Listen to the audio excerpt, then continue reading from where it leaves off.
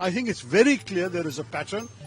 People are encouraged, trained, armed, equipped, and often guided from across the border. Then Pakistan denies all responsibility. Eventually, responsibility is established, proven, including by foreign intelligence agencies. The government sent a surgical strike across the border, and after after Pulwama, there was the Balakot airstrike. Now, today, I think we're going to see something more than that. Correct. This is very important. Rahul Gandhi's speech talked about the DCCs, the District Congress Committees, as becoming the foundation of the party. That's very important. It's been part of my message as well. That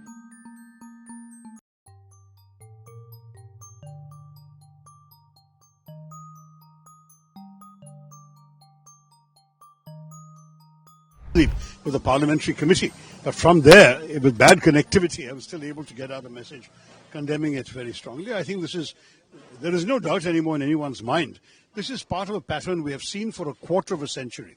Going back to Chhattisgarh in 2000 and going through so many other incidents. And most notably, of course, we've seen Uri, we've seen Sangrota, we've seen Pathankot, we've seen Pulwama, and now we have seen the horrors of Pahalgam. I think it's very clear there is a pattern. People are encouraged, trained, armed, equipped, and often guided from across the border.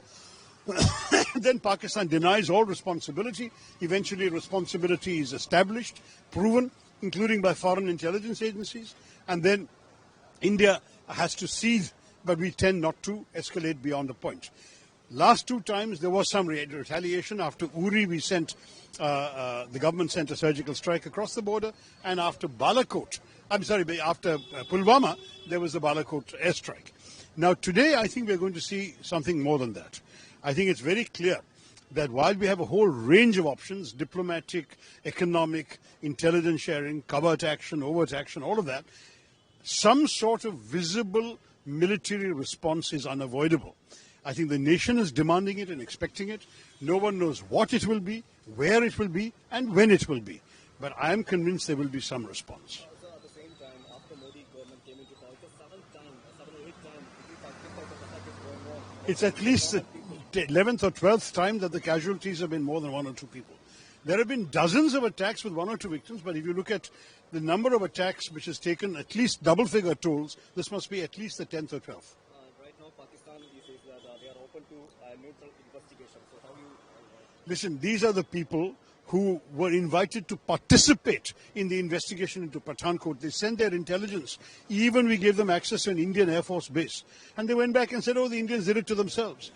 I will have no interest personally in Pakistan's participation in any investigation. You do not ask a murderer to investigate his own murders.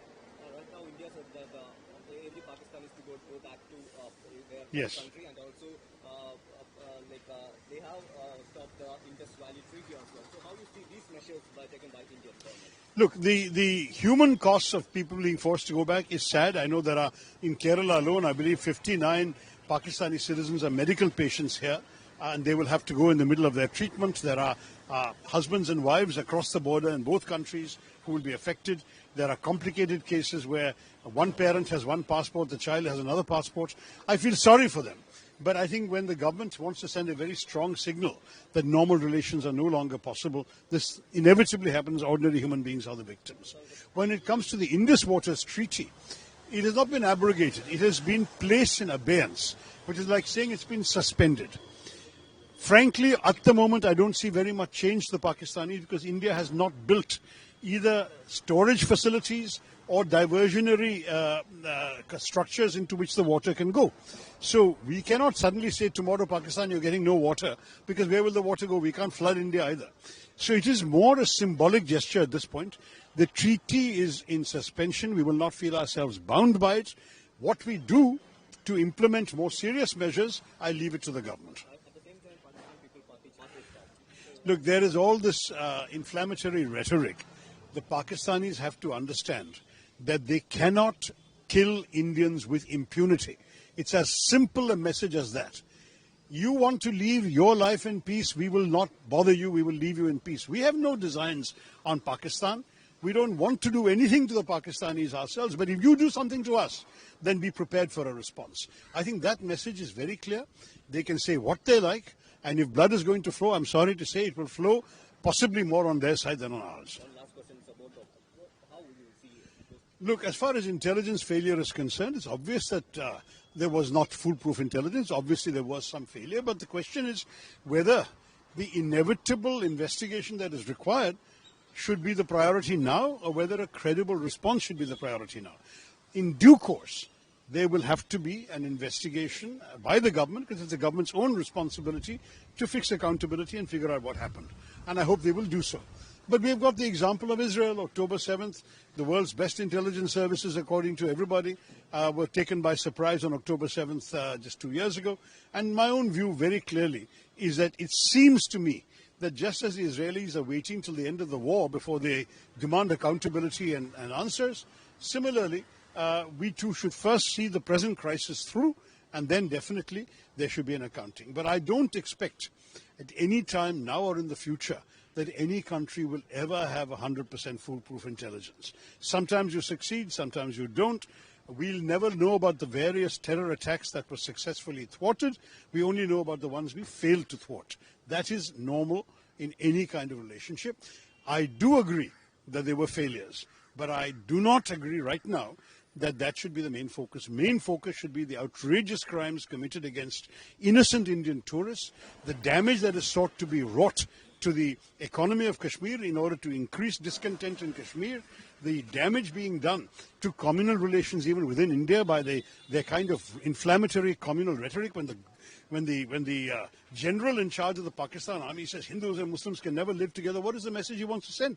This is disgraceful, contemptible language, and we must stand up firmly and unitedly against it.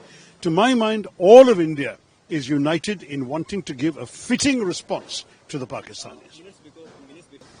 No, I'm sure it won't be too long in coming, but obviously the government will not signal what it is until it's happened. I mean, you have some desire to show some element of surprise in what you do, but there will certainly be a response. And what is more, I believe the nation will support whatever response the government judges appropriate, because we are no longer going to take this lying down. Look, it's sad. No one wants war.